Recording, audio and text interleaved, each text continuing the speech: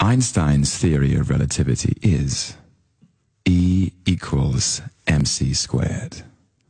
This means that energy equals mass times the speed of light squared. The Pythagorean equation is a squared plus b squared equals c squared. This means that for all right-angled triangles, the square on the hypotenuse is equal to the sum of the squares on the other two sides. Pi is the circumference divided by the diameter of any circle.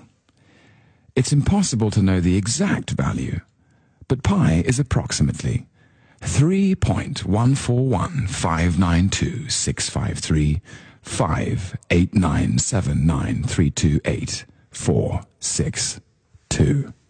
Oh, beautiful stuff!